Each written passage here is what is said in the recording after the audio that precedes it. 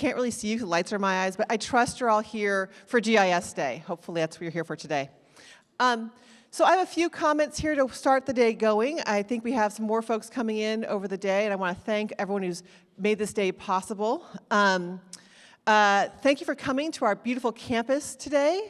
For those who are alums or have never been here before, have not been here a while, or who have never been here, hopefully you get a chance to see all the great things on our campus before the rain comes in.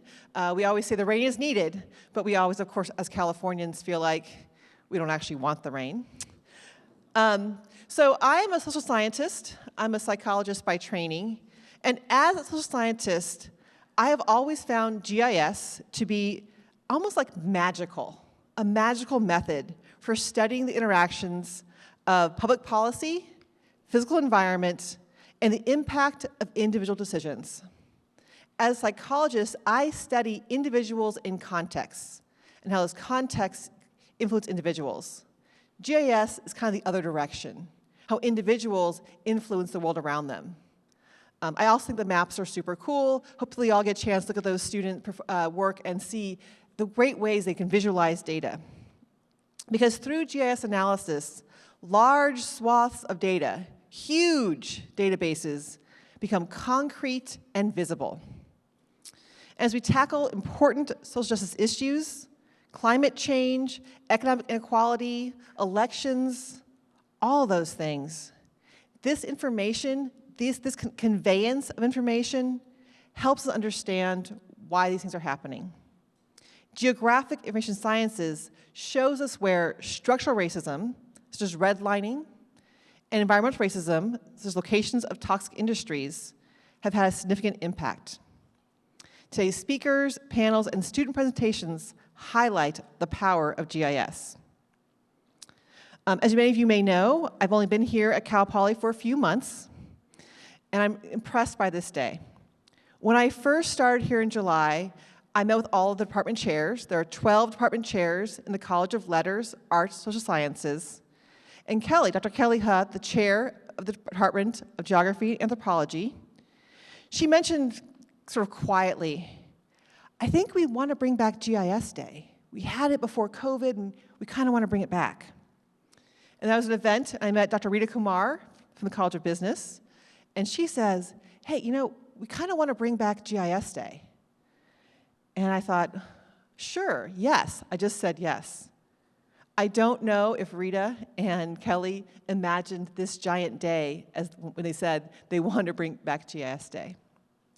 But because they had a tremendous planning team, and with support from the president's office, and every single college on this campus provided funding to help support this day, we have this wonderful day to offer our students, Mount SAC students, and high school students who are here to learn more. Yeah, bye high school students. Get some stickers over there from the Future Bronco stickers. We're happy to welcome you to this day. We can learn more about GIS on our campus and the impact of GIS around the world. I'd like now to welcome President Coley to the stage. President Coley has long seen the potential for GIS and has been a long-time advocate for GIS on this campus. When I arrived a few months ago, they'd already been growing GIS efforts through collaborations and relations with Esri. And so I'd like to welcome President Coley to talk about her vision for GIS. Thank you, and please give another handful. We're so pleased with the deans that have joined us, the ongoing deans that were here, and the new deans that have come on board, and Dr. Johnson, just being around her, if you haven't met her, please do that because her energy is palpable. There is a clear sense of can-do, and I want to thank, as you've mentioned, the faculty members that have been interested in and committed to really advancing GIS. I was sharing with someone just a few moments ago that I didn't really know about GIS when I was in undergraduate. And then it was when I went to graduate school at Bryn Mawr, social policy and planning, that the concept of GIS was just emerging. And what I recognized, and I really wanted to pursue it, but there was no pathway. There was no sense of how to really become an in-depth expert in GIS. And so coming here to Cal Poly Pomona, I mean, this is just an example of all of the wonderful things, the opportunities, the faculty's imagination, bringing their own expertise to bear, and attending not too long ago the meeting of faculty and administrators and staff across the campus to really talk about how GIS can intersect with all of our colleges. The other thing that I would want to mention is that I just had a meeting with the head of the Kellogg Foundation, and they have a major initiative across the country on childhood thriving. And they have used GIS as a major factor in ascertaining the profile of communities and what is happening and access and opportunity. And so GIS has such a broad spectrum of ways in which we can solve problems, or we can think about creative ways of having the kind of country, and in fact it has international impact. And so I think that I want to again applaud, and I fully support where I see this program taking us.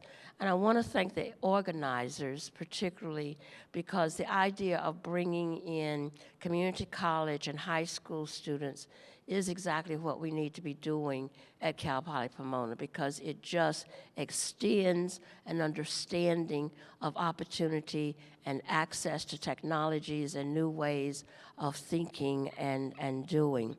I would be remiss if I didn't mention Jack and Laura Dangerman. You've heard that name. They're two of our alumni, and they founded the Environmental Systems Research Institute.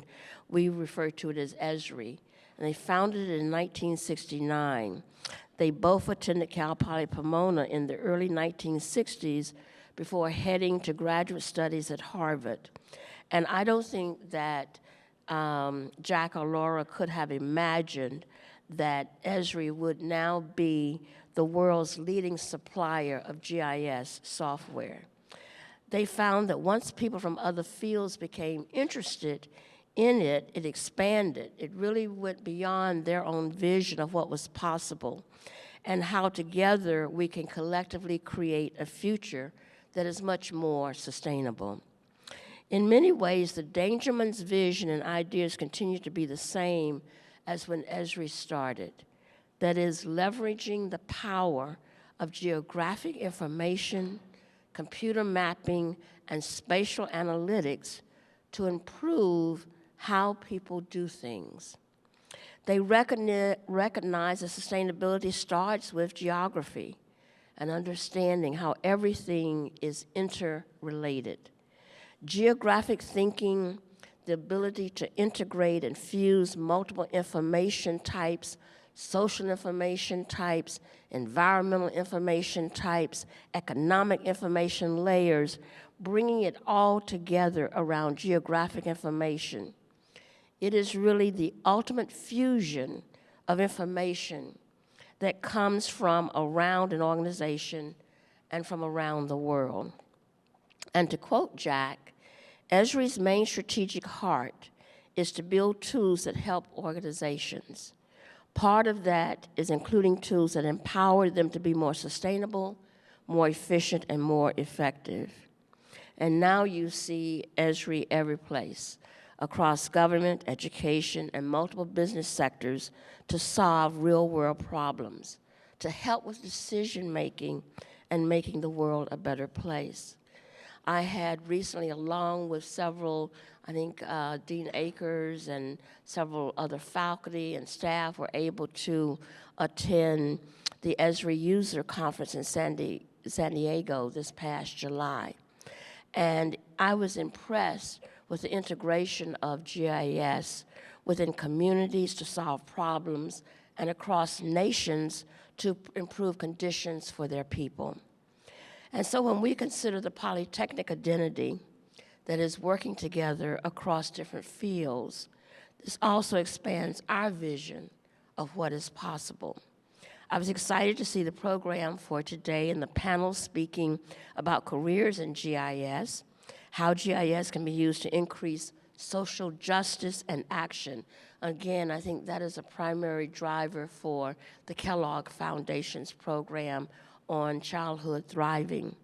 And also to understand the way our faculty have really provided a groundswell of research and communication about the way in which we can use this.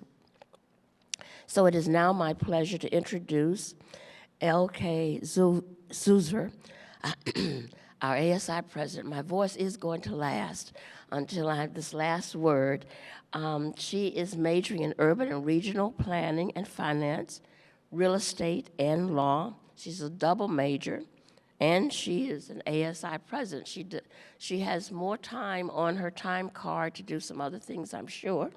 She'll be crossing the commencement stage in May, and so we're just very excited to see what she and our students here at Cal Poly Pomona are going to do to make the world a better place. So,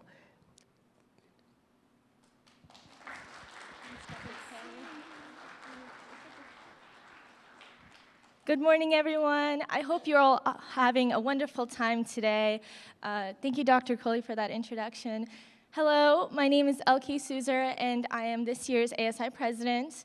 I currently study urban planning and FRL, as Dr. Coley mentioned, but I wanted to briefly, specifically address the students in the audience today. So, I think back when I was in my second year, I was at the first conference that I attended as a college student, and immediately at this conference, in the side corner, there was a big poster that said, "Do you have GIS skills? If so, we're looking to hire you."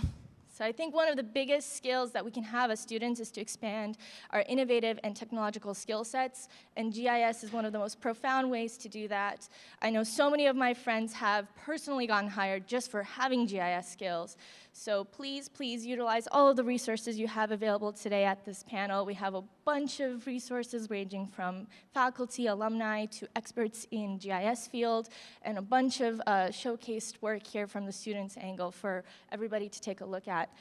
So I just wanted to reiterate that as students, one of the biggest goals we have is to graduate and to cross the commencement line, but also to have a plan for after graduation. So we want to make sure that we're developed for our careers and prepared to have internships, to have career readiness, to have the network we need to succeed after graduation.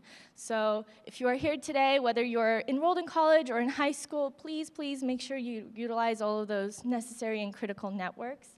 I want to briefly go over our agenda for this morning with you all today. After my talk, I'll be passing it over to Dr. Anthony Orlando, who is in the audience over there, for a moderated CBA faculty discussion. So you'll be hearing from various sources ranging from the GIS manager of LA County, Mark Granger, to Principal Regional Planner of SCAG, Tom Vo, Principal Product Manager and GIS Research Analyst in EDM Services. And then we'll be going into a networking lunch with our keynote speaker, introduced by Dr. Rita Kumar. So please be on the lookout for that as well. In the afternoon, we'll be going into our GIS in Education, a tool to increase social justice advocacy and action, which will be moderated by our Dean Pitt Parker. And there you'll be hearing from a bunch of great resources and speakers as well, ranging from professors in our college to beyond. And then we'll be capping off the day with CPP faculty GIS lightning talks, where you'll be hearing from various different talkers in 5-minute research for the CPP faculty. So I hope you all have a wonderful time going to all of those events. We have a really great agenda out here for you today, and especially for my students out there, please, please introduce yourselves, network, and share your LinkedIn accounts, share your emails with the wonderful people gathered here today, connect with them, keep in touch with them, and I hope you all have a wonderful time at this GIS panel. And I will be passing it on to Dr. Anthony Orlando for our moderated CBA faculty discussion. Thank you all.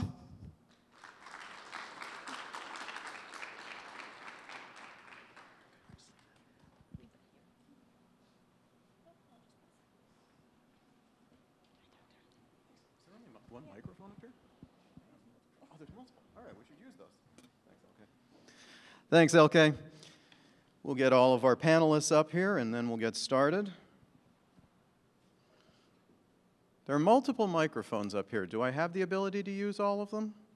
Or would I, yeah? Let's give it a try.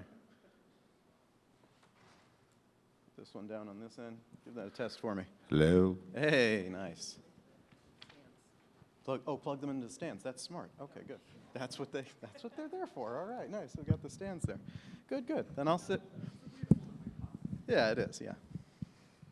All right, so I'll sit with all of you. On the end, I'm not the main event. They're the main event, so there you go. Yeah, I'll scoot over. All right, thank you all for joining us, and thank you for joining us.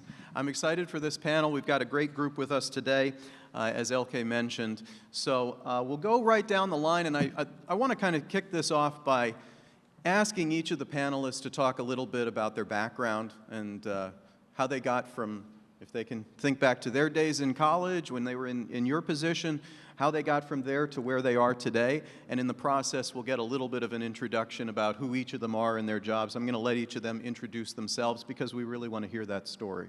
So let me pass it down. I'll pass this first microphone down to you, and we'll just go down the line. All right. Well, thank you so much, Anthony, for this opportunity to be here. Before we dive into the content of today's discussion, I would like to take a quick moment here to observe the life and legacy of Professor Richard Wilson, who recently passed away last year. He was one of my mentors in the Urban Regional Planning Department about 10 years ago, and definitely he made a huge impact in my life of where I am today. So if you don't mind, please join me for a moment of silence.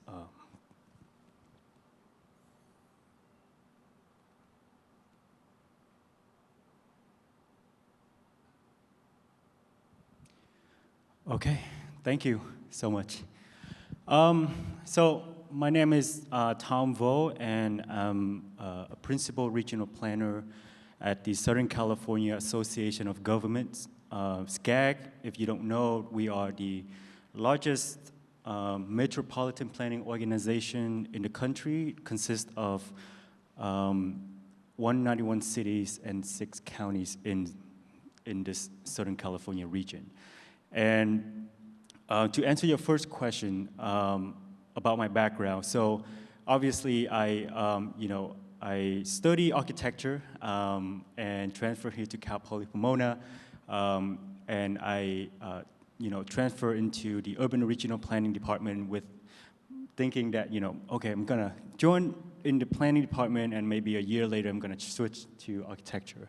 But at the last semester or quarter, it used to be quarter back then. So at the last quarter, I took transportation with Dr. Wilson and GIS class with one of my favorite professors sitting over there, Dr. Kim, Professor Kim. And so I decided to stay with urban and regional planning because I saw the power of GIS, and it's really cool. You can design a lot of things, you can do a lot of spatial analysis, so I stick with that. And then I went on, I finished my degree in 2013 in urban regional planning, and then I went on to finish my master's in civil engineering department here at Cal Poly Pomona as well. And since then I have experience in NGOs. My first internship was at the North Hollywood studio, where I did a lot of survey to understand the gentrification and displacement of residents. And then I went on to get, worked at Caltrans District 12 in Orange County, and then worked at the city of Tustin, and then eventually joined SCAG. So that's my journey. Thank you. Thank you. Hi, everyone. My name is Jen Lange. I'm a principal product manager with Esri. I think after President Cooley's introduction of our company, I don't need to say anything more about Esri. I came to US about more than 30 years ago as an international student, and I did studied urban and regional planning in grad school, where I took several GIS courses. And that's when I discovered that my real interest is actually to apply technology like GIS to solve problems. So I did not work a day as a planner, so I got an internship as a GIS technician with a state government agency. And after the internship, they offered me a job as a GIS, entry-level GIS analyst. And I worked there for 2 years. I got really good at using the software, ArcInfo. And in fact, I was so impressed with that software, I applied to work for Esri, which is the company that developed that software. So I got the job, moved from East Coast to California, and now after 28 years, I'm still with the same company, loving it. Although I did work different positions in Esri, from support analyst to application specialist to product management. So yeah, it's a great journey, and I really enjoy what I do.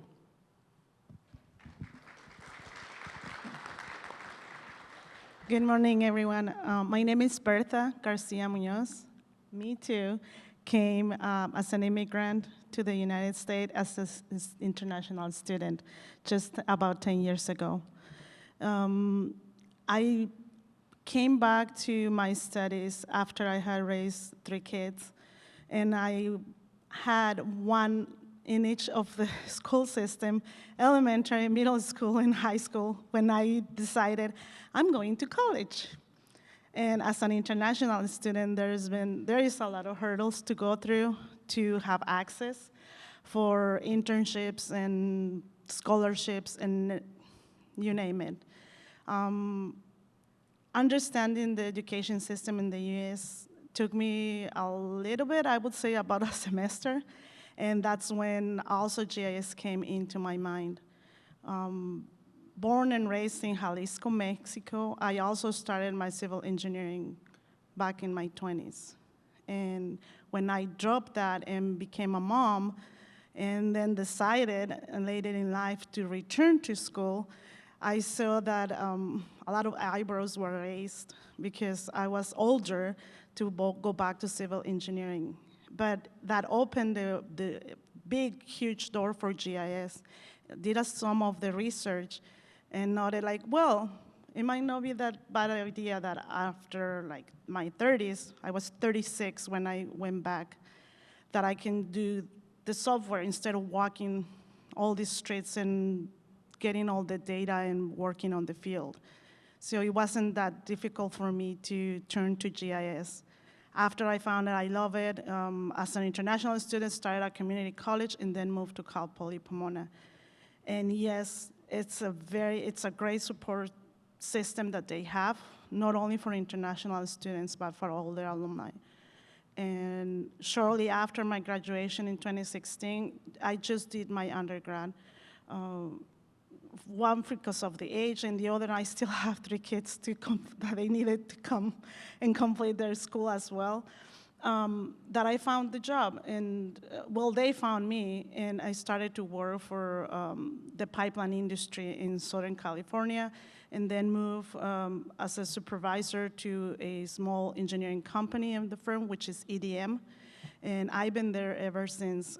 I'm still considering going back to my master's once my last kid finishes probably his school. But I have not regretted that the door for civil engineering was closed and this one opened. I'm very grateful to get to know the field and more to now be, thanks to GIS, now be a US resident, move from the portion of being international student and that status to resident, and very soon now, most likely a U.S. citizen. So I'm very happy for that. Thank you.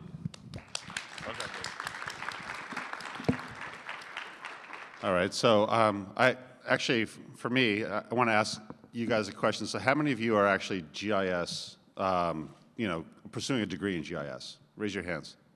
Okay. Landscape architecture? All right. How many of you are students? Come on, up high. All right. How many of you are faculty? All right, good. Because I want to talk to both of you. What surveyors? Anybody? Any survey staff? Okay, a couple. All right. So I work for the Los Angeles County Department of Public Works. At this point, I'm the GIS manager of probably the largest group of GIS staff in one county department. We have 35 GIS staff. We've got a couple more coming on. I got my start, sounds like kind of the way a lot of you will. I wasn't doing GIS. I studied environmental geology when I was in school and had a research internship that I had to do GIS. I was like, what is this? Right? So I learned ArcInfo from the original book, command line, learned Unix, all that stuff way back in the day. You guys don't have to deal with any of that. But then after my dream job of environmental consulting did not pan out, I said, well, let me give this GIS thing a try. So then I was a consultant at the Environmental Protection Agency in San Francisco. And then my wife said, I want to move back to LA, where we're from. So we came down here and I said, I'm going to work for a couple of months at this county gig. And 21 years later, I've been the GIO of the county. We actually have our GIS Day going on right now, which is always a good event. If you guys don't do this next year, everybody come down to the Hall of Administration.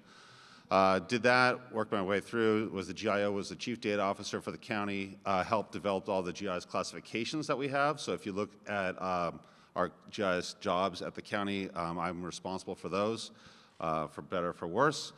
And then was the Chief Data Officer, then actually moved to Public Works, the LA County Public Works, because I really missed doing GIS when I was the Chief Data Officer. So.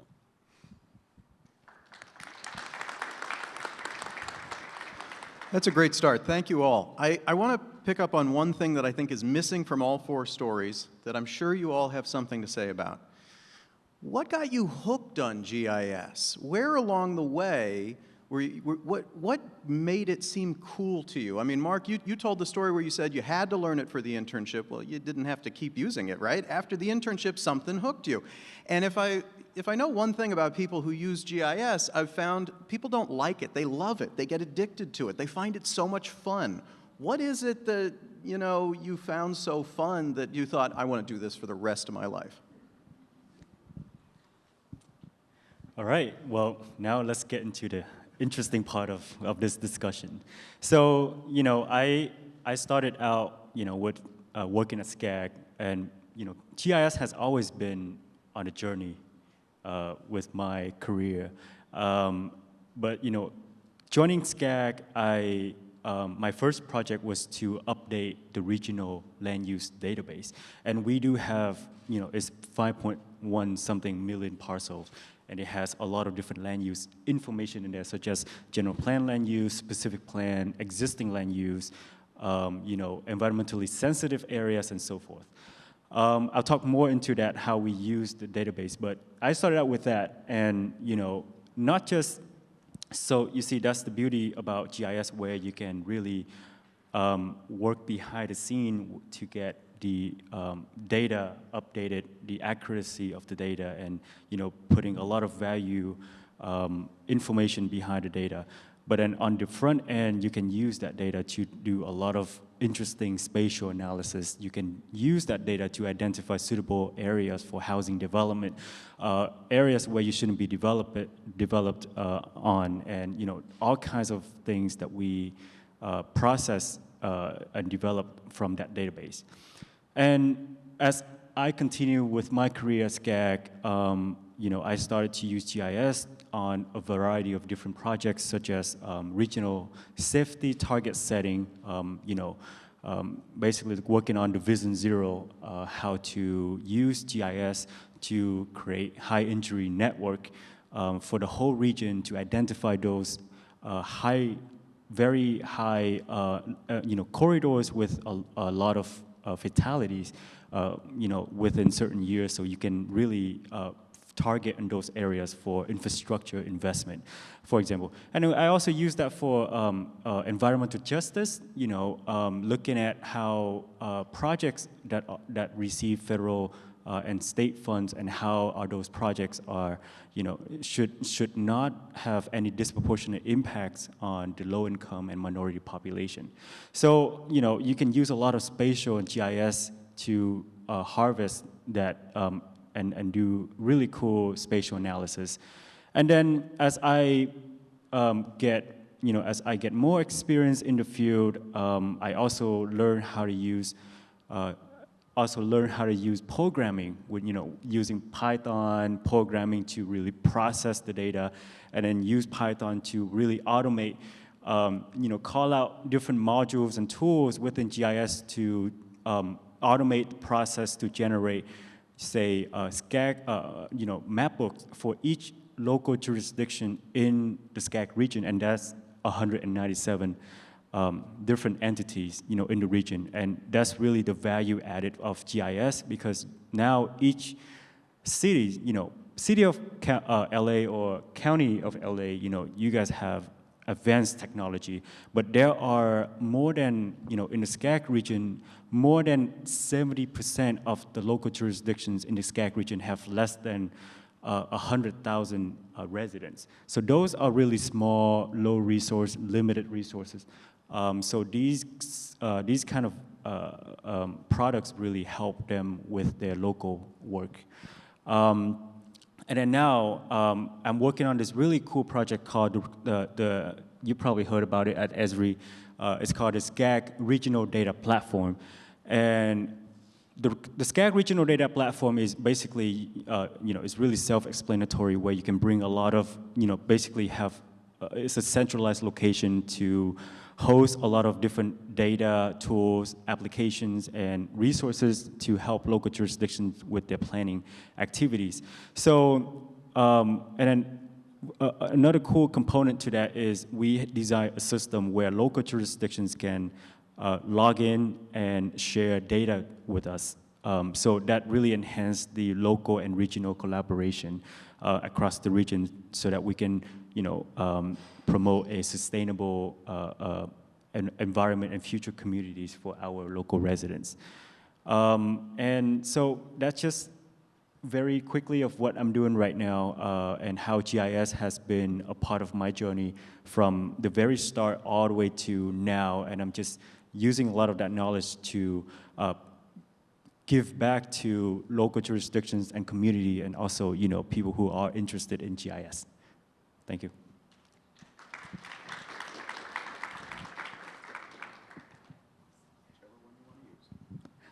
Okay. How I got hooked on GIS, I think at grad school, I just remember it felt like at that time it was ArcInfo on a, I'm dating myself, ArcInfo on a Unix machine. And I felt like it was like magic, you just a couple of commands, boom, your data visualized on screen. And I always had a hard time writing a paper. It takes me hours and hours, feels so long, I don't get much done. But when I was in that lab, I worked like for 5 hours straight. I didn't even feel it. The time just passed by so fast. When I learned how to do a little bit macro automation, and then I put a few commands together and I run it, boom, it just works. It's such a rewarding experience for me. That's how I get started. And now I work as a product manager, and my area is spatial analysis. Obviously at Esri we make softwares, but I'm lucky enough to work with many of our users, including like county government, to apply that spatial statistics, that modeling technique, to really solve real-world problems. And that is, to me, I stop after so many years. I just never stop being amazed at what a wide such a like wide list of fields, so many different problems that can all be solved by the GIS techniques. So that's to me is the most exciting and addicting part.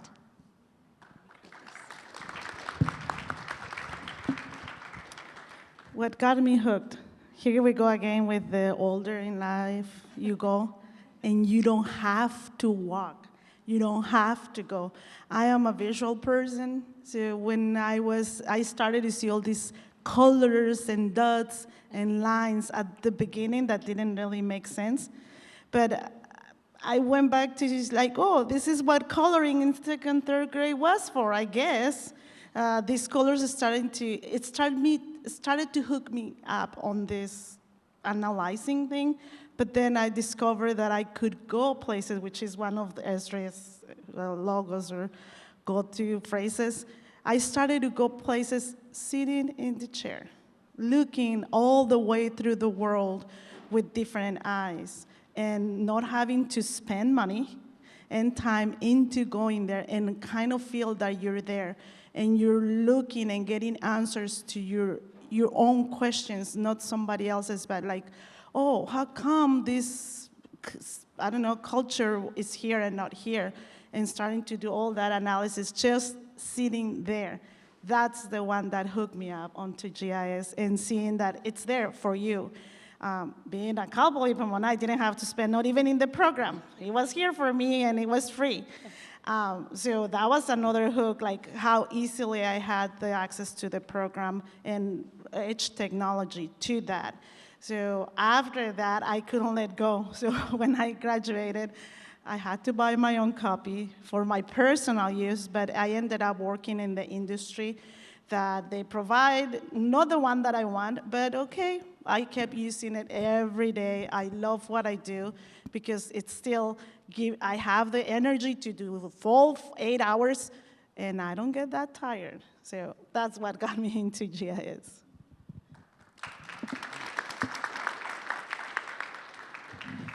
Yeah, so that's an interesting question. So I loved maps growing up, but that's not why we do GIS. I think GIS is a tool, right, to answer questions.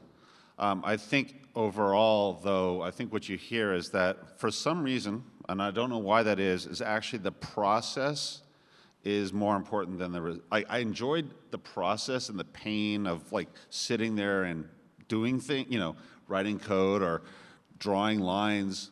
I like that process and I could handle that. Like as opposed to retail, right? If you've worked retail where you're just rehanging clothes all the time, like there's no end in sight, right? There's a purpose to what you're doing that really provides the passion that, there's a meaning behind, and you're trying to answer a question, right? So you hear that a lot. It's about, from all of our panelists, right? We're trying to solve problems, answer questions, understand, and I think that's actually a real passion that that we all have, that brings us, like, why people who do GIS are really passionate about what we do. It's not about, we're trying to answer a question to be valuable, right? There's value to what we do. So, but at the same time, I don't mind sitting there and like drawing lines or making the map like a little bit better, right? Do I like this pastel or that pastel, right? There's a little bit of that involved, right?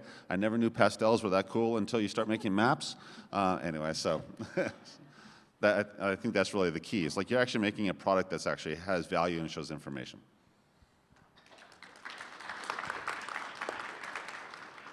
I want to dig a little deeper into the purpose that you were talking about. So, for example, let's go back to you for a minute, Mark. At LA County, what are some of the problems that you're actually trying to solve? Could you give the audience an example of that? Okay. Yeah, I know. Well, no, there's a lot. So let me ask this question: how many cities do we have in the county of Los Angeles? Anybody know that off the top of your head? Shout it out if you know. Yeah, you do. Yeah? Close. A little bit less. 88. We've got 88 cities, right? So we have multiple jurisdictions. So we talked about Vision Zero. One of the goals, one of many, is to reduce collision deaths to zero, right? And unfortunately, they've been going up. We're also the mental health provider for the entire county. We run all of the jails, right? So we're trying to reduce jail and prison population. We run a large healthcare system, so we're trying to change the way that healthcare is delivered and provide better outcomes. A big crisis is homelessness, obviously. So to eliminate homelessness or unhoused, delete the divide, make sure everybody gets access to high-speed, quality, affordable internet access. So we've got a few things that are out there. You know, we've got with the free, that's not ours, that's Metro, but we have the 10 freeway. So we, as the Public Works Department, are responsible for ensuring that roads are up to date, right, that they're safe. So a few. You know, but from a GIS perspective, we're just trying to make sure that information is available. We're not going to answer all the questions ourselves, but to provide information and data so that all of the stakeholders can make that, you know, make the difference. The one thing I always used to say in a lot of these, so if you think about the U.S., right, 300+ million people, the county of LA is 10 million. So 1 out of every 30 Americans lives in LA County. I mean, like, so we actually are an extremely wealthy county and an extremely poor county at the same time. So it's an interesting dilemma. So we have lots and lots of resources, but lots and lots of problems. Bertha, you mentioned that at your firm you provide advisory services. Could you talk a little bit more about what kinds of services and what kinds of clients you find yourself using GIS for? Yes, thank you. EDM Services is it started as an engineering firm, and they do provide civil, electrical, mechanical, and planning to the pipeline industry, petroleum and gas specifically. Further down, they started the GIS department about 4 or 5 years ago. That's when I came into place, and we got 2 big clients, one being Southern California Gas Company. And with them, we work with, GIS works directly on all the features and lines that for the entire network of gas, all the way from the Central Valley to San Diego, to the Mexican border. Our company is assist with the location of every single component for that gas that gets to all the houses in California. And that's a key when you're servicing a client, to know exactly XY where the feature is or where the pipeline runs. So we provide the GIS location and analysis service and how the features in the network runs, healthy or not healthy, and spot possible leaks or dangers to the population or the client on everyday basis, 24/7.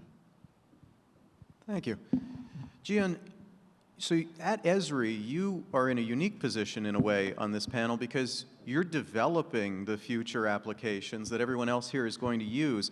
Can you talk a little bit about how that happens at Esri? Is it users like everyone else coming to Esri and saying, here are the challenges we're facing? How can you, how do you develop new innovations for the future? Well, that's a great question, and I'll try my best. Yes, in the ideal world, we should only build things that there are some customers' use cases. Of course, we don't live in the ideal world, but we try to take as many user requests as possible and then make them happen in our software. And if you think about it, our GIS dated back where Mike and I probably used a long time ago. It's been like 40 years, over 40 years. So we, the software, we keep adding on top of it. So it is lots of, no users I met use all of it. But some people, there's always someone using some of it. So, it's hard right now to say, we just built this thing is perfect for everyone, right? Someone thinks that part I never use, I don't need it, but someone else is using it, right? So that's our legacy. But we try to integrate the latest technology. So as we said, we are our ultimate goal is to help our user to solve their problems. And so what we do is to find the best tools that to help us to solve that problems more effectively, provide deeper insights. So we try to integrate new technologies when we see fit. Obviously, machine learning, AI, that's everybody is talking about it right now. That's being integrated as we speak into the software.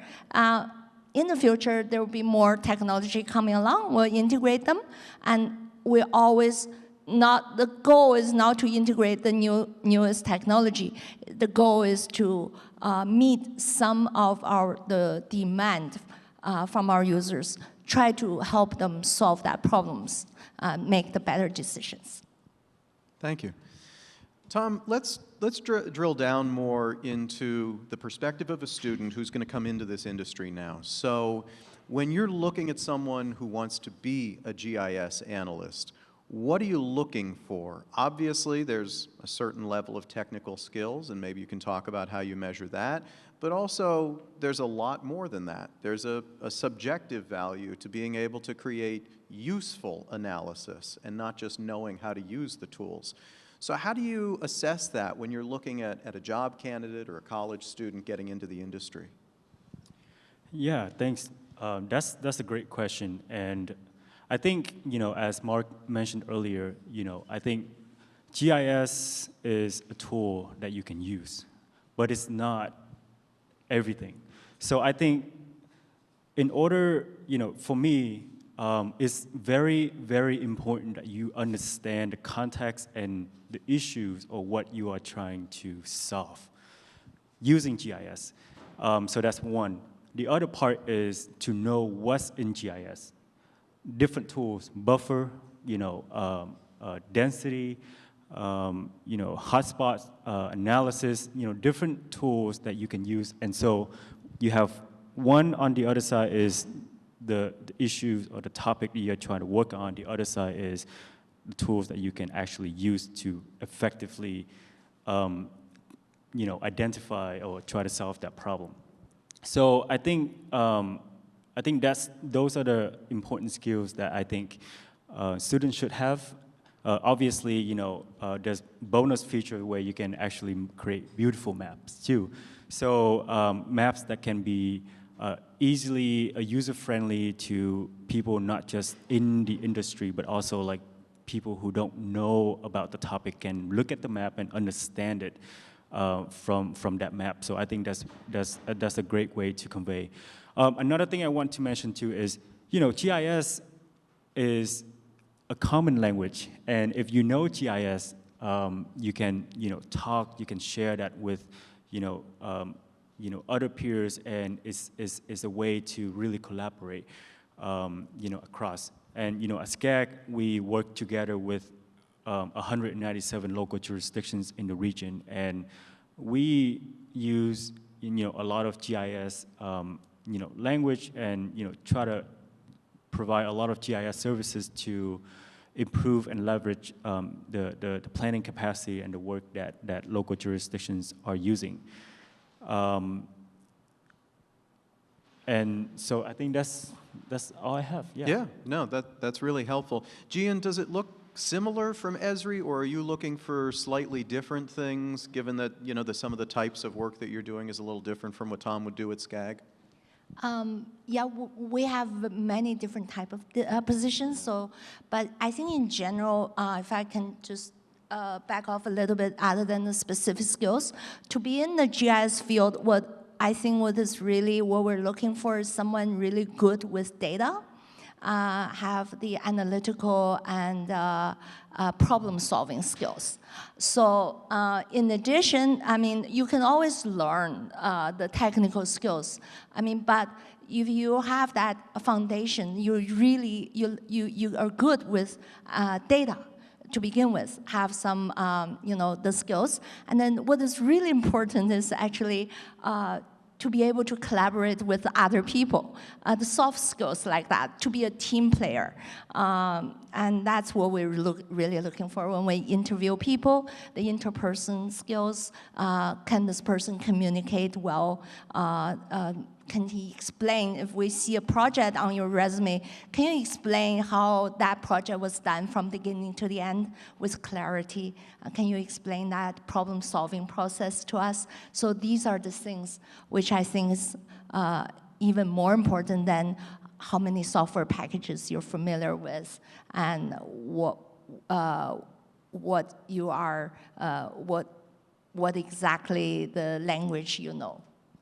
I have a quick follow-up question for both of you. You mentioned collaboration. I think when a lot of people think about a job that involves any software, they picture someone sitting in front of their computer doing their work by themselves. How much collaboration is actually involved in your job, and what does that look like? If someone's, planning to go work at your organization, what should they expect? Yeah, so collaboration is really everything that we do here at SCAG, and we serve a lot of local jurisdictions in the region. We also serve, a lot of different key stakeholders in the region, such as, sub-regional council of governments. Each county has one or several. We also serve county transportation commissions, such as LA Metro, WRCOG, SBCTA, OCTA, for example. And, so one of the projects that I mentioned earlier is the, so let me back up a little bit. So SCAG, we are charged with developing regional plan and sustainable community strategy. So we call it Connect SoCal. So every time we plan for that long-range plan, so in the city, it's called general plan, for example, or comprehensive plan. And so at SCAG, we do that regional planning, and we look at, in 25-year in horizon. So from today, how our communities and how everything will change in 25 years, and how can we grow, where to put housing, where to put jobs, and where people will, infrastructure, for example, to improve air quality, in the region. So that's a really big task that we have to do every 4 years. And in order to do that, collaboration is at the center of this work that we do. So in order, before we develop the plan, the very first step that we do is called the local data exchange process, where we basically, obviously, prepare the data set, use maps, use data, create a lot of different products like SCAG, we call it the SCAG data map book, and also technology and tools. And we go out and meet one-on-one with each city in the region. In the past, we actually drove to the city. So we drove to Barstow, we drove to Imperial County, to be there at their city halls and to meet with them and talk about the data that talk about what we are trying to do as a regional government, what's in this plan, what kind of data, what kind of map we ask them to provide feedback on. So that whole process is called the local data exchange process. So collaboration is always there. And recently we have been utilizing Esri's platform product to develop this regional data platform. And within that platform, I kind of briefly mentioned that earlier, where we have this component system called the local data exchange system. Local jurisdictions local planners or anybody from the local jurisdiction can go on, request an account, log in, and start using our tool developed by Experience Builder and other customized module to allow them to open the map, such as land use map, and provide some edits and updates on this map. They can also provide us confidential information, such as where are they planning to grow, where are they putting their jobs, where are they putting their households, housing units in the future. So that information will go back to SCAG, and we put it into our regional regional travel demand system to run the model and forecast into the future. So yes, so going back to your question, collaboration is all of that, and it basically involves with everything that we do here, using technology and geographic approach to carry out our mission. Well, I'll just say that in Esri, everybody works in a team. There's no one-person team. So smallest team is at least 5 people. Then team and have to work with another team. So I'll give you a simple example. If even the most isolated work, probably a developer. But if you develop a component, and then you have to, that component has to work well with a different component that the other developer develops, right? Once the product's made from development, then the testing department has to test and then communicate back to the developer what they found, and developer has to communicate back, ask more questions, and fix the bugs. And then we all have to work with our sales department in order to sell that product to our users, and our tech support department who can find issues and feedback to us. So there is no one person behind the computer. Everybody has to work with another person. That's basically, ensure the success of our product. Thank you. Bertha, if you take yourself back to, when you were on the job market trying to get into the industry, what do you think really set you apart? What, looking back on it, did you learn from that process that you would pass along to other people who want to follow in your footsteps? I did put together a collection of resumes that went to the trash, a lot. For 6 months. It was a journey. I know a lot of people might think, 6 months, not a lot. It's a lot when you have 3 kids behind you, looking to see what you're doing and what you're doing right or wrong. And it was a long period of time of writing and rewriting. I had my resume critiqued several times. I attended several job fairs, including here in Cal Poly Pomona. Once I graduated, they held, I believe, like 3 of them in those 6 months. I live in Orange County, so I went to Orange County, to Anaheim Convention Center, job fair, several places. And all the time I ended up just handing out my resume to be critiqued. I came home, at the end I was just tweaking 2 or 3 words. I read it, I saw I put everything I had worked in my life as an asset to it, and in those job fairs, that I think the best that I could have gotten was just that critique, because the last resume I uploaded to my LinkedIn account, that's what it got me, and they found me. They called me, contractor for SoCalGas called me and say, would you like to work on the GIS world? And I go, for SoCalGas? And I go, okay, let me see what this is for. But they found me because I had a stronger resume, I believe, and I had a platform where I could publish it. Like being on my folder in my backpack didn't really help much. But that helped a lot, and I believe trial and error is also a good form to get through and find something, and be courageous to start something new. Be ready to collaborate. Yes, that's a must thing. There is no one-person team like she mentioned. But I believe what made me stronger, more qualified, it's that openness to be critiqued and to change and adapt. On that note, did you find that you got good advice along the way? Did you find mentors? Were there people who you look back on and you think that person really meant a lot along the process? Because I think a lot of students are looking for that as they try to venture forth into that kind of journey. I did a lot of that here at Cal Poly with, I had a doctor in geography, Dr. Garver, that was my mentor throughout the time, and I have a minor in anthropology, so I got Dr. Garcia Delory, that was my mentor on the anthropology side. So I did have a lot of mentorship, but it was all here. It all started here, and that followed me. I kept my contacts with them. I believe both of them are where they show up on my resume as a contact person to provide me with all of what they knew about me.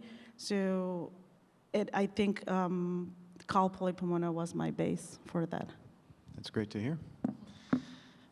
All right, Mark, I want the perspective of the person who's doing the hiring. Now, you did a presentation not too long ago that I loved the slides. You did, here's what, we can't show the slides, but it said, here's what you think getting hired looks like, and here's what it actually looks like. Here's what you think getting hired looks like is you send a resume, he looks at it, he reads a few other people's resumes, he interviews you, and then he picks somebody. That's not at all what the process is like, is it? No, definitely not within government. Actually, I haven't given the presentation yet. I'm going to go back to our GIS day and give that presentation. But it's a presentation I hope to give to many universities, university students about what our process is within government. So it's definitely complicated. I have, I think, 4 vacant positions right now with 4 student worker positions available as well. So I can hire up to 8 people. It takes me a year to get to that point. So it takes a long process. Civil service rules, we can talk about the list and how to get on the list, and that's a discussion for another time. But I did want to go back and actually discuss what we're looking for. All right, so I'm going to ask I'm going to give you some hints on some of the questions that we ask within our hiring process, right? One of them is, what's the difference between projected and geographic coordinates? Anybody? No, not a professor, I need a student. All right, go ahead. Yeah.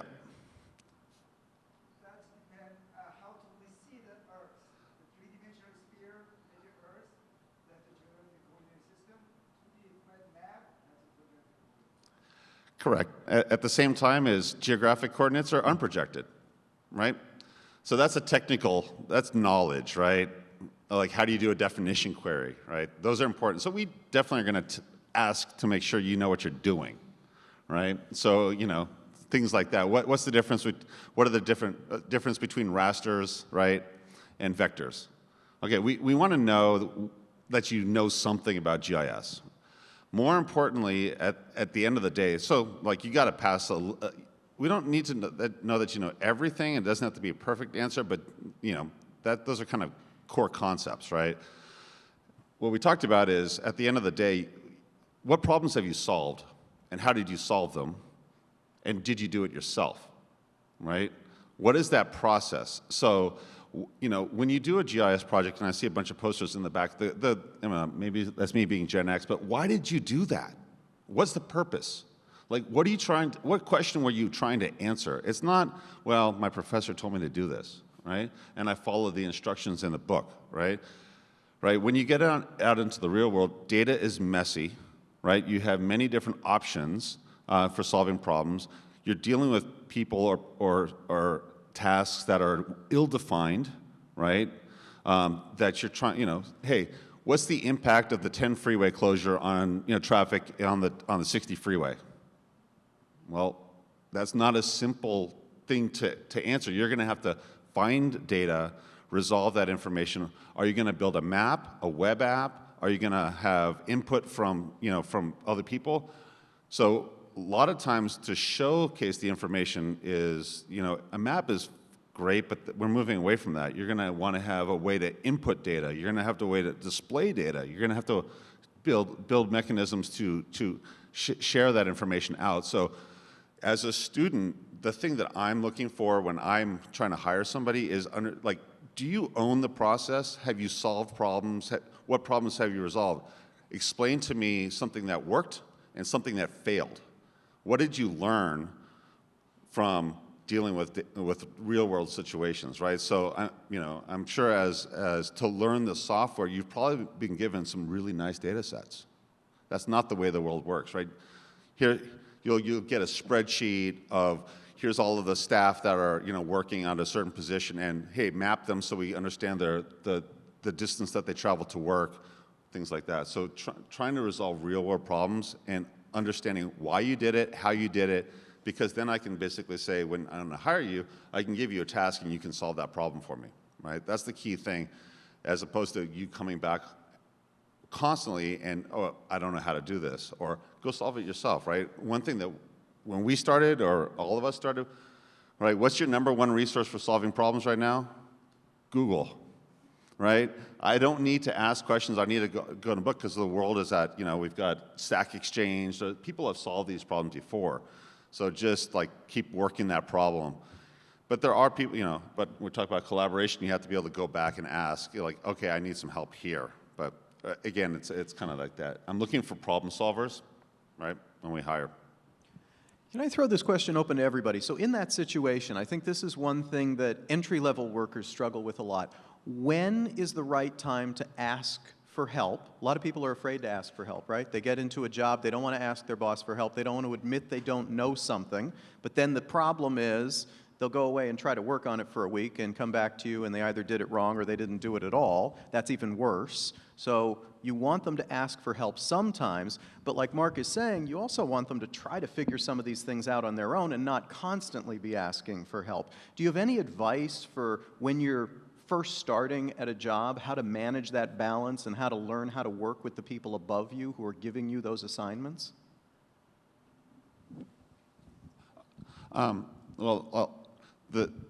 way I would respond to that is, yeah, don't take a week, but do research and come to your supervisors, the people that you're working with, is I checked this, I did this, I did this, I did this, and I don't understand, right?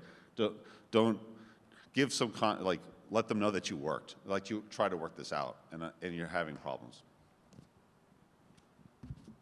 Yeah, so I can share some here. So I think it comes from both sides of the coin. So if you are a supervisor, I think it's important that you create a healthy environment, you create a comfortable environment with your staff, and you also, when you are asking your staff to do something, make sure that you are clear on the direction of what you are trying to do. Because if you're not given a clear direction, then it's going to be really difficult for your staff to carry out that mission. And by creating that environment with a friendly environment between you and your staff, it will help them to be more open to you and ask that question. And always, from my perspective, I always try to reach out, maybe give them a few days, and if I don't hear back, reach out like, hey, just want to check in, how you doing with,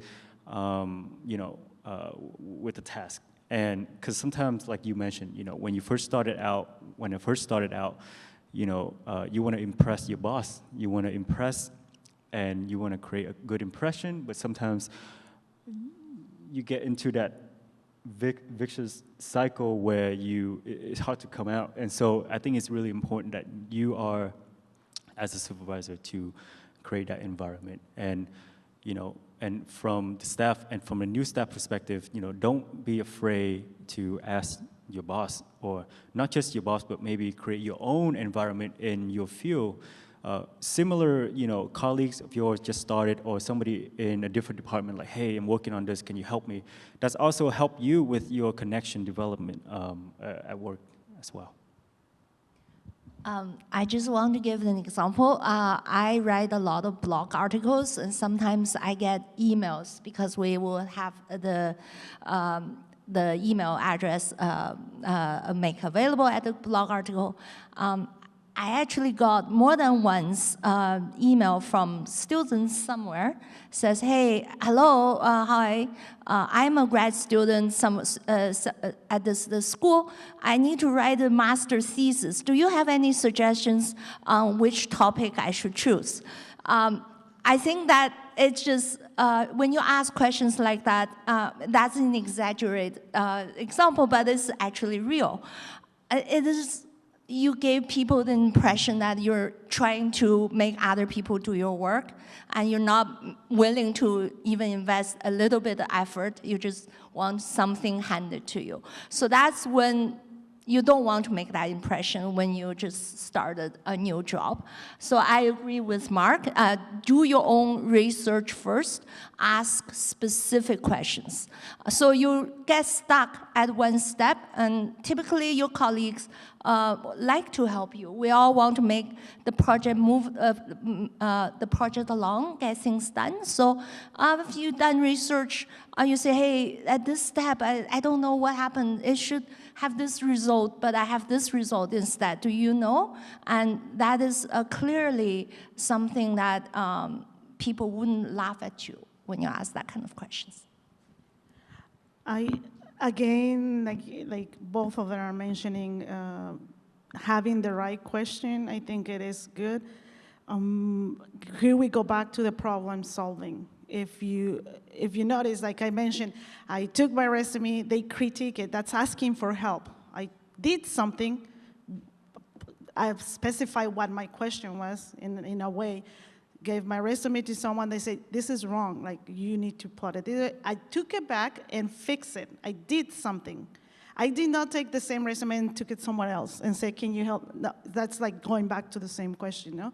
So you kind of clear yourself of what the question is that you need help, and that's the time to ask for help. After you did either research or prepare or analyze, they gave you, here at school, they give you a process, you follow the process, you produce a map, even we don't like it anymore much, but you produce a map or any project, and then at that time, so you did something, but once you transition into the working world, that product that you're working on, it's gonna become part of your questions that you have. So that's the time. Once you do a little bit of your research or the work that you were asked or the task, then you ask for the help. They give you the answer. As a supervisor, I get a lot of questions, and you tell them, oh, well, I think you provide guidance. I think will be better using this tool or this approach or blah, blah, blah, whatever. And then they go away, and they come back most of the time with the same question. And I ask back, do you try this? You asked for help, I gave you guidance. Oh no, I forgot about that. Okay, so focus and refocus on what's the question and try to adapt to that guidance or the answer, and then you probably get new questions, but don't walk on the circle. So it's always a good time to ask for help when you're ready to plot a good question. Thank you. The last topic I want to talk about is where the future is heading for GIS. And there's a lot of ways we can think about this, so I encourage you to think about it from your perspective at your organization and how you think both GIS analysis itself will evolve and also how your needs and demands for it will evolve. But I want to throw one scenario out there to give one example. So Mark mentioned the 10 freeway shutting down, and for LA County, it's an incredibly important question. All the ramifications that'll have for however long it's shut down, how's that going to affect traffic patterns? How's that going to affect businesses? How's that going to affect people's commutes and their lives in so many different ways? Is there a scenario of the world in the not-too-distant future where I can type that into GPT and it can give me all the answers I need? It gives me all the maps. It shows me exactly forecasted what's going to happen to traffic patterns, what's going to happen to people's commutes, how many people are going to stay home, how many companies are going to send their people home for the day, and all those things. What's left for us?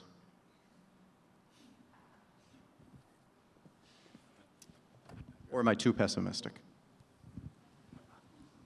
I'll start. So I think AI is an interesting, concept, but it's also really scary. I think there's a lot of talks about AI from the federal level all the way to private sector, and there's a lot of money that's pouring into that. I think from the private sector, I think they're moving really fast. ChatGPT, now is part of what Microsoft and Google is working on that. Amazon, all these big company, Meta. And when it comes to the federal government sector, it's a little bit, the pace is a little bit slower. But going back to your question, how I think the future of GIS is very interesting. I think one is, GIS has, I think, several fields, and I think the data processing part is one, application and scenario planning is another. I think for SCAG, we have been exploring different ways to utilize AI into our planning processes. So one of the projects that I can share with you is, we update the regional land use database, and as the region is developing, the more data and information that goes into the parcel level data set. And one of the important data or piece of information that we try to capture is the land use information and try to make it as accurate as possible. So AI could help with that. For example, a lot of the adopted land use element or general plans from local jurisdictions is in PDF, and we are trying our best to elevate that, and Esri is doing the same. Trying to elevate that to improve the technology infrastructure, but there's still a lot of PDFs out there, and so AI could really help to maybe scan through those and extract the information out and automatically update it into our land use database. And of course, with some AI training machine learning to make sure, okay, this color is yellow, that could be residential. This color is red, that could be commercial, and maybe scan through the table and extract out the density information and put that into that parcel. So that's one way to use AI to improve the process. Another way that we also thinking about too is, there's a lot of data coming down from cell phone, street light platform, replica, all these platforms nowadays, they use cell phone data, also data from your car, and it's called big data, and they use that to generate traffic volume. They try to generate, origin, destination, where you live and where do you go to work, and so that's really important for within planning context. But can you imagine using AI to integrate, use AI to compile all different types of data into one database and use AI to sort of run the scenario and system. So for example, the closure of the Freeway 10. So with AI, you can create some scenario, and it will give you the different routes, or give you the implications of the impacts of that. But also, using AI, it can help us to do long-range planning as well. So right now, the process is taking, for example, for the region, it takes about several days to run the model to forecast the future. But with AI, it can generate different types of scenario when you put in a goal. For example, I want to reduce the regional greenhouse gas emission by 18% by 2050. Give me all these scenarios, and it will spit out the best scenario for you, and it does that instantaneously. And so I think there's a lot of power there in AI, but at the end of the day, I think we have to be very careful how we use AI in our work, because is also a tool, it's not the ultimate decision maker here. So I think it's really important to you as a professional, GIS analyst or planner or engineer, we need to have that knowledge to kind of determine how to use them. Just the first part of your question, the future of GIS. I think it's, just to simply put, I think it's really promising. There's so much geospatial data now, more and more every day. And just like location intelligence, that's being recognized almost by all industries. So I see that we used to say that spatial is special, but I think it's no longer special. It's just normal. It's just GIS is not going to be just this niche science anymore. It's going to be just part of the mainstream data science as part of the data-driven decision-making process. I think we'll see more and more cloud-based solutions to make GIS more accessible, more affordable. As AI, yeah, Tom already said there's so many applications already that can be solved by AI, deep learning, image classification, object detection, all sorts. And with the ChatGPT, that generative AI, I think the immediate thing you will see is it's going to help you to search in help files, for example. Say, hey, how do I do a raster overlay? And you can just use natural language instead of you have to know raster weighted overlay, the specific keyword. And I think that's just an immediate thing I can see that benefit many users. Yeah, you can probably say in the future, say, hey, if the Freeway 10 closed down, what's the impact? But going back to what Mark said earlier, is to be able to type that problem, to be able to type the right question, and that requires you to understand what problems that you're trying to solve. So no matter how effective the AI technology is, I don't think it will ever replace that human problem solvers. It's not replacing that decision-making skills. So what I see in the future is that we'll need more and more that human in the workforce who can solve problems and can understand the AI and machine learning technology and can use that to assist in their decision making. And that's what I see how AI would help us.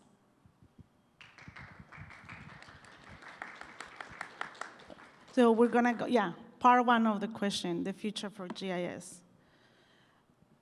10 years ago when I started at the school, the teacher told me, oh, this is a new career. It's GIS and it's very promising. I'm like, oh, maybe, I've never heard of it, going back like a hiatus of 10 years.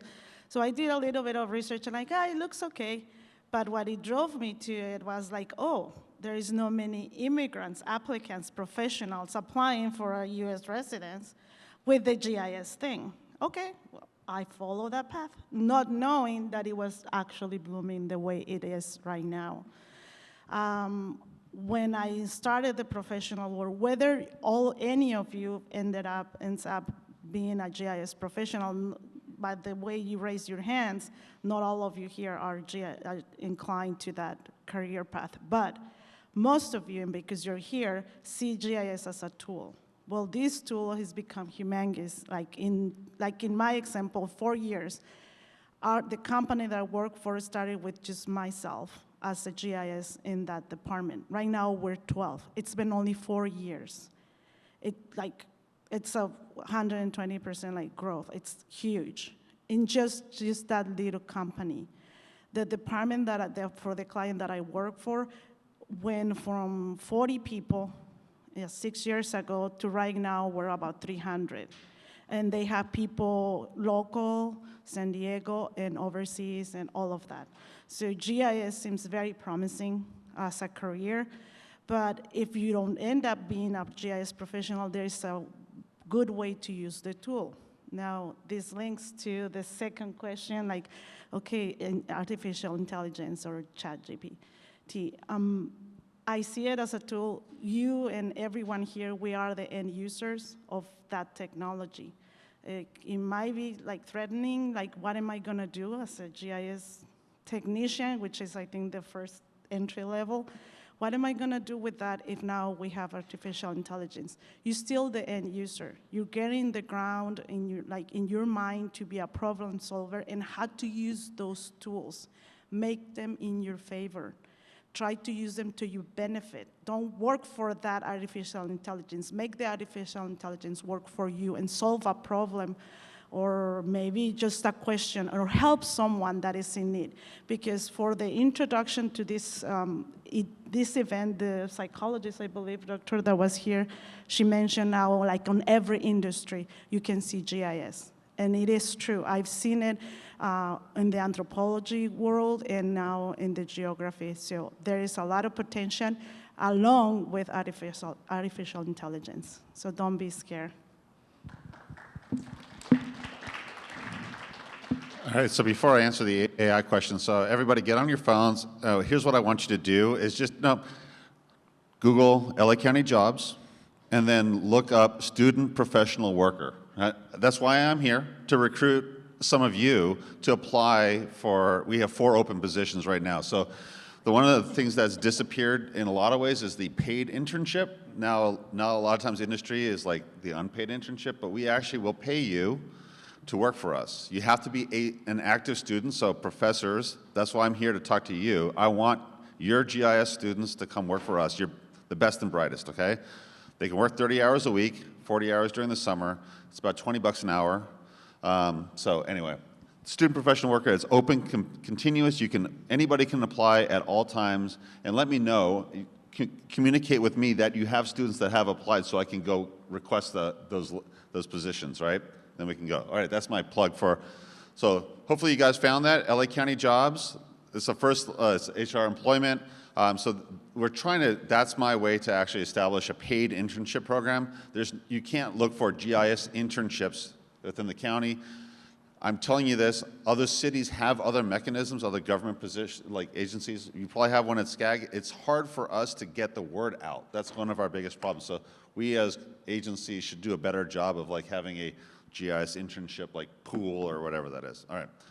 So going back to AI, ChatGPT, they don't speak spatial yet.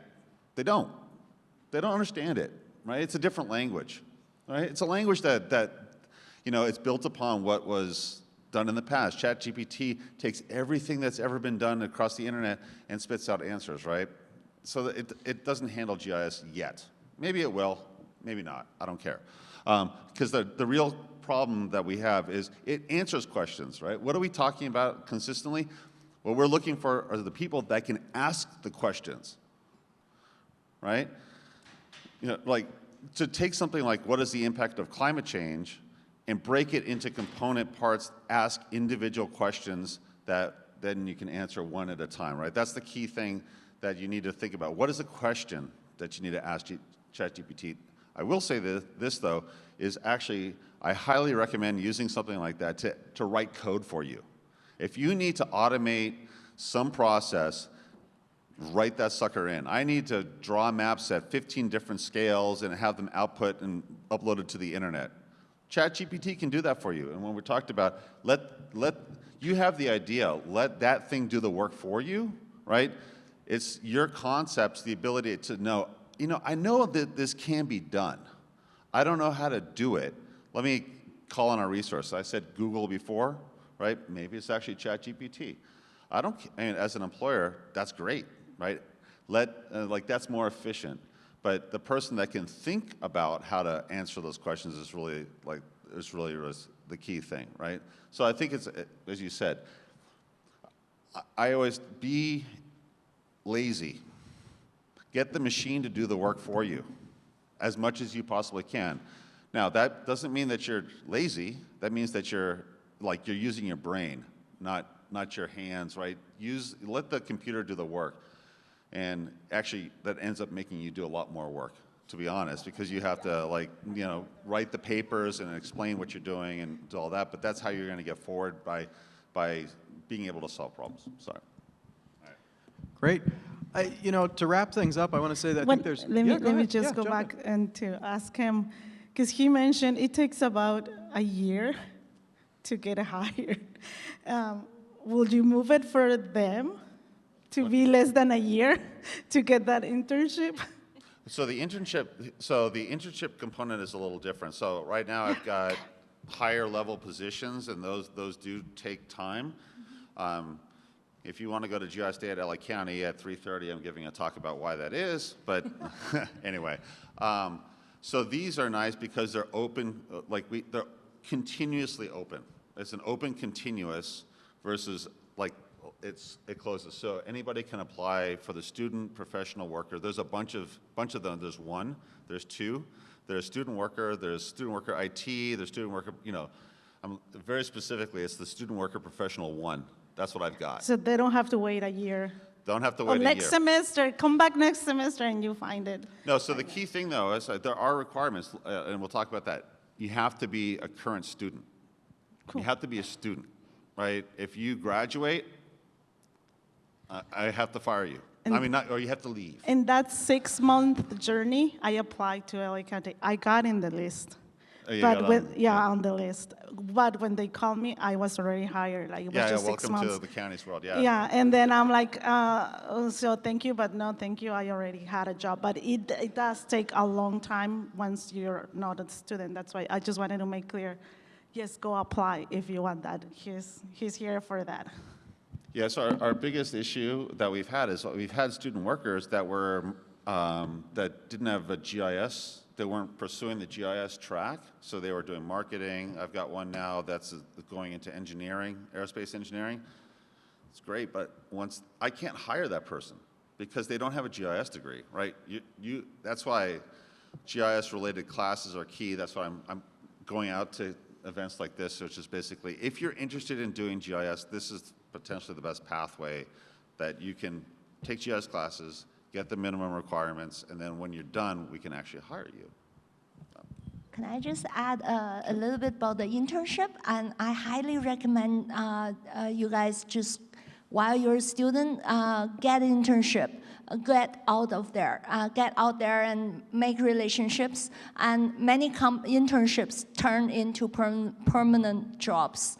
Like our company, we love to hire interns because that's, you get to know the person, you show that your ability, and then you show that you're a team player. So if you get an internship and you find out that's where you want to work, just do good work, show up on time, and treat it like a semester-long interview. Well, you heard it. There's lots to apply to. So, while we're having lunch, if any of our speakers are still hanging around, I recommend you come over and talk to them before they leave. With that, I want to thank all 4 of you for coming and telling us all about what you do and giving some great advice to the students. We really appreciate your time and your passion for the subject. Thank you so much.